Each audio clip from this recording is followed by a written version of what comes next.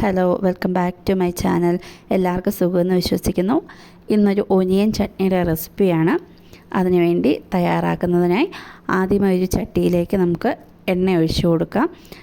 ഏതെണ്ണ വേണമെങ്കിലും നമുക്ക് യൂസ് ചെയ്യാവുന്നതാണ്. എണ്ണ നല്ലതുപോലെ ചൂടായി വരുമ്പോഴത്തേക്ക് ചൂടായ എണ്ണയിലേക്ക് 2 സ്പൂൺ കടുക്, 1 സ്പൂൺ ഉലുവയും കൂടി ഇട്ട് നമുക്ക് നല്ലതുപോലെ ഒന്ന് വറുത്തെടുക്കാം.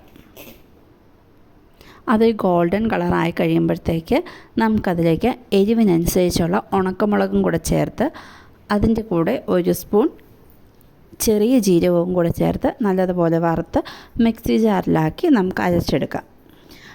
അതേ ചീനിച്ചട്ടിയിലേക്ക് തന്നെ നമുക്ക് 1 സ്പൂൺ എണ്ണ ഒഴിച്ച് എണ്ണ ചൂടായി വരുമ്പോഴത്തേക്ക് അതിലേക്ക് വെളുത്തുള്ളി ഇട്ട് കൊടുക്കാം.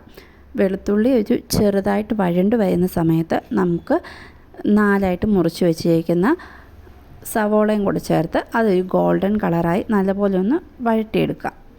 വെളുത്തുള്ളിയും സവോളയും നല്ലതുപോലെ വഴന്ന് വന്നിട്ടുണ്ട്. ഇനി ഇതിലേക്ക് ഒരു നാരങ്ങ വലിപ്പത്തിലുള്ള പുളിയും കൂടെ ചേർത്ത് കൊടുത്ത് ഒന്നും കൂടി വഴറ്റിയെടുക്കാം. ആവശ്യത്തിനുള്ള ഉപ്പും കൂടി ഈ സമയത്ത് നമുക്ക് ചേർത്ത് കൊടുക്കാവുന്നതാണ്. ഇതിലേക്ക് കുറച്ച് ഒരു നുള്ള് കായവും കൂടെ ചേർത്ത് നമുക്ക് മിക്സി ജാറിൽ നല്ലതുപോലെ അരച്ചെടുക്കാം. ഞാനിവിടെ ഉപ്പ് ചേർക്കുന്നതും കായം ചേർക്കുന്നതും വീഡിയോ എടുക്കാൻ മറന്നുപോയി, അതുകൊണ്ടാണ് അത് സ്പെഷ്യലായിട്ട് പറയുന്നത്.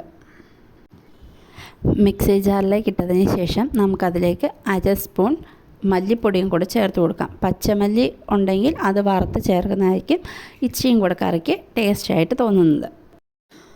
ഒരു ചീനിച്ചട്ടി ചൂടാക്കി അതിലേക്ക് നമുക്ക് എണ്ണ ഒഴിച്ച് കൊടുക്കാം. എണ്ണ നല്ലതുപോലെ ചൂടായി കഴിയുമ്പോഴത്തേക്ക് അതിലേക്ക് 1 സ്പൂൺ കടുക് ഇട്ട് കൊടുക്കുക. 2 മുളകും കൂടെ ചേർത്ത് നമുക്കതൊന്ന് ചെറുതായിട്ട് വഴറ്റിയെടുക്കാം.